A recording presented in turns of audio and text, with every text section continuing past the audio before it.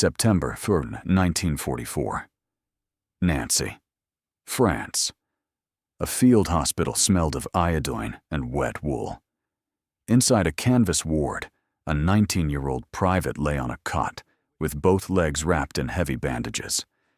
He had taken shrapnel from a German .88 round 3 days earlier and had not slept since.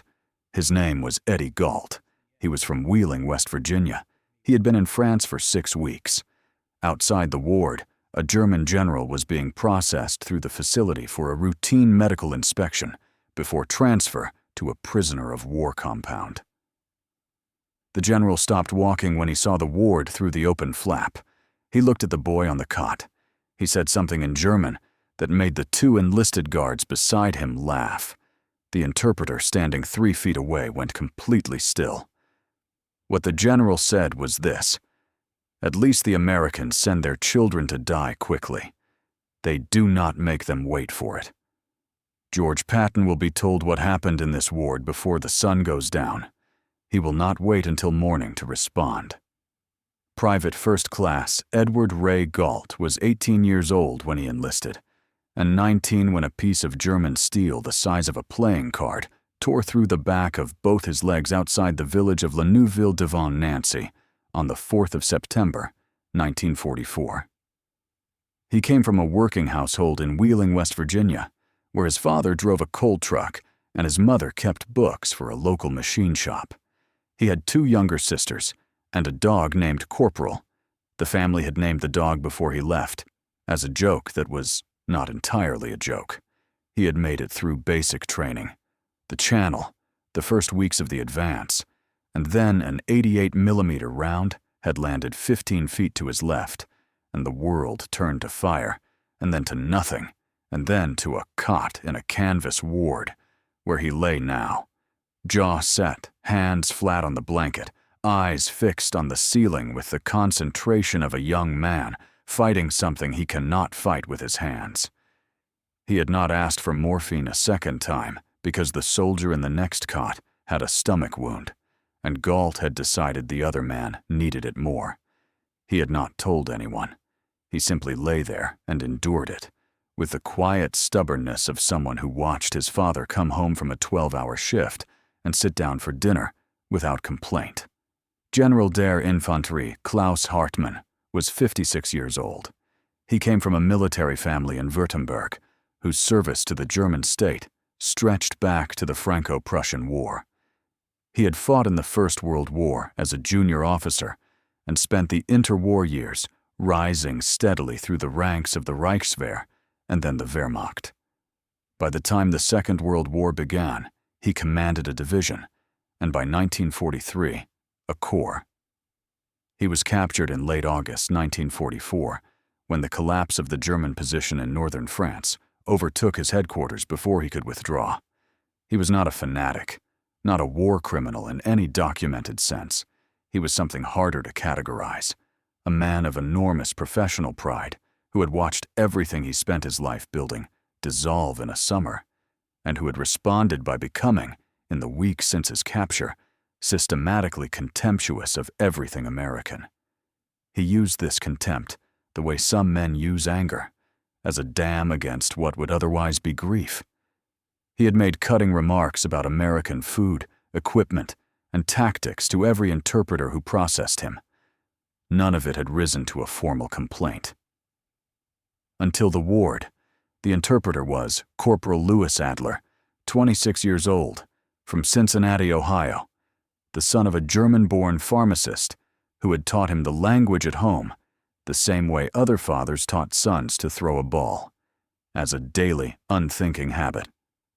Adler had processed dozens of German officers and had heard contempt before, arrogance before, men trying to preserve their dignity by diminishing others. But he had not heard a general look at a wounded boy and make him a punchline for his guards. Adler stood for 3 seconds with the German echoing in his ears, looked at Private Galt, who had not understood the words, but had understood the laughter, and was staring at the ceiling with his jaw working silently, and then did his job. He translated the remark exactly as spoken, to the lieutenant at the ward entrance, because he understood that imprecision would be its own injustice. The lieutenant wrote it down. The report moved up the chain within the hour. By September 1944, the Third Army had been driving east at a pace that stunned everyone, including Patton. Supply lines were stretched past their limits, fuel rationed by the drop, and the advance slowing not from German resistance, but from the mechanical reality of an army that had outrun its own logistics. Field hospitals were loud, undersupplied, and staffed by people who had not slept properly in weeks. The soldiers inside them were the precise human cost of the speed Patton demanded, and Patton knew this. He visited his hospitals more than any other theater commander. He walked the wards. He sat beside the cots. He asked for names and wrote them in his diary. He believed, in a way that was not sentimental, but was entirely genuine, that the men who had paid the physical price of his decisions were owed something that could not go in a report.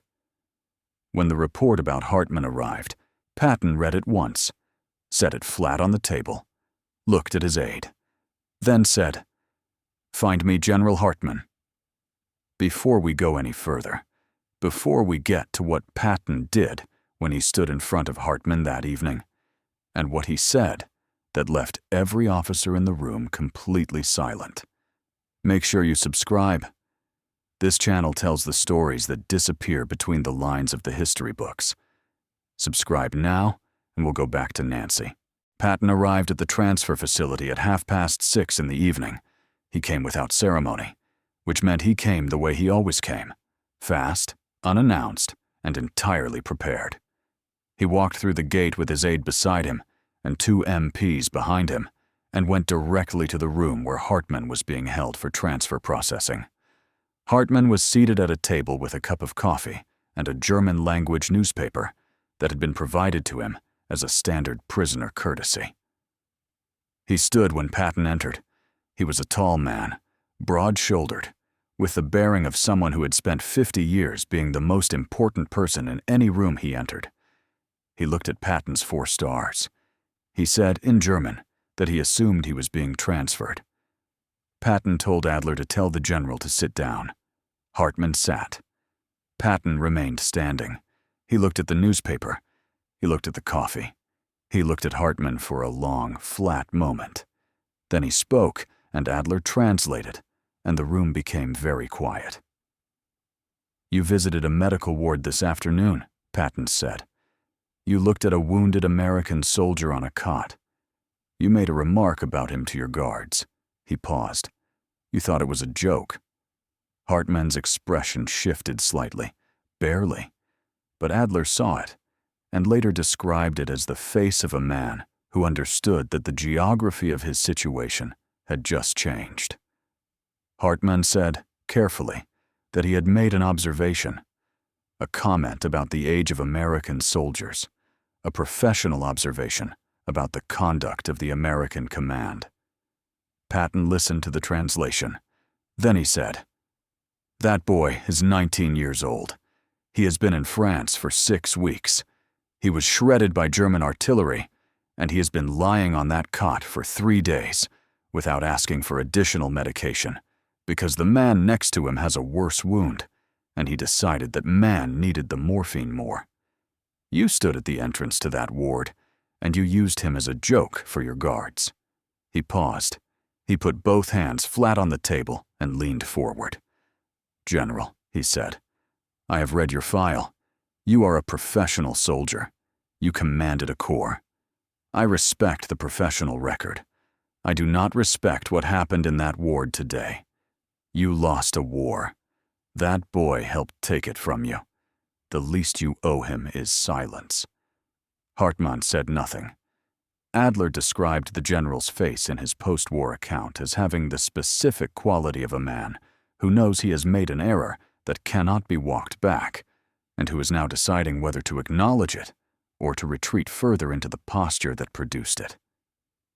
Then Patton straightened up. He told his aide to cancel the transfer.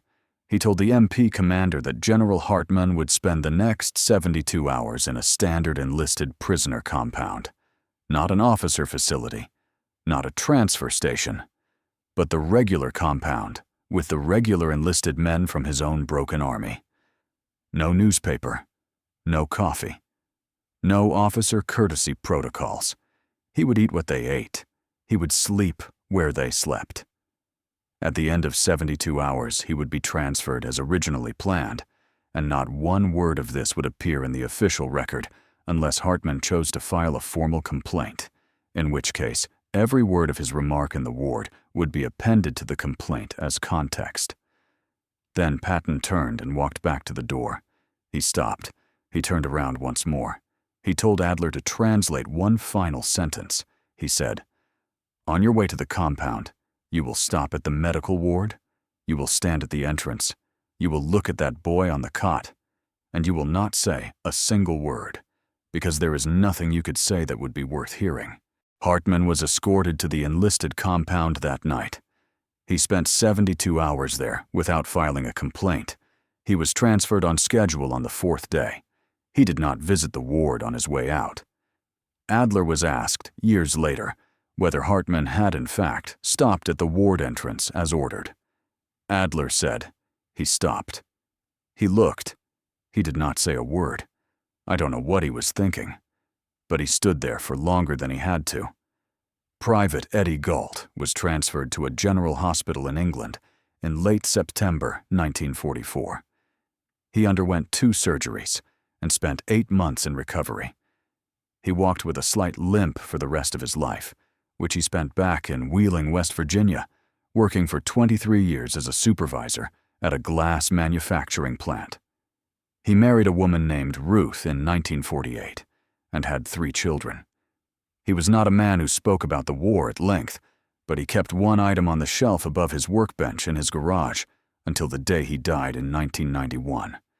A folded piece of paper on which Corporal Adler had written, in the weeks after the incident, a summary of what Patton had said in that room.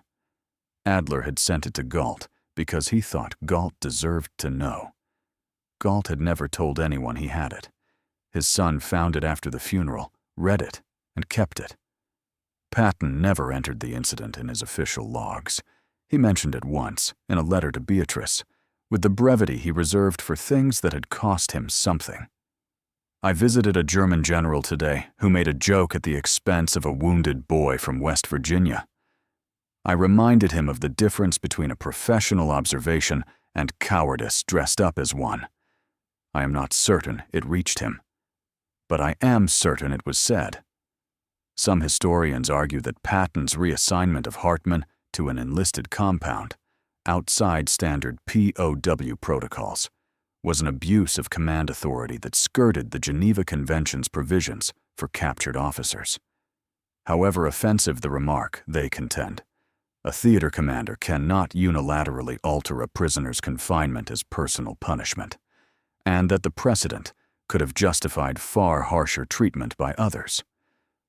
Others argue the opposite, that Patton's response was the minimum appropriate reaction to an officer who used a wounded soldier's suffering as entertainment, and that 72 hours in a standard compound caused Hartman no harm beyond the loss of courtesies he had done nothing to earn.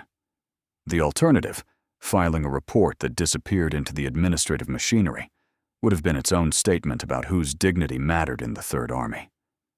What is certain is that the boy on the cot never knew a general had gone to a room on his behalf that evening. He found out 45 years later, in a letter from a corporal named Adler, and he folded the paper and put it on his shelf and went back to his life. Some debts are paid in silence. Some witnesses never introduce themselves.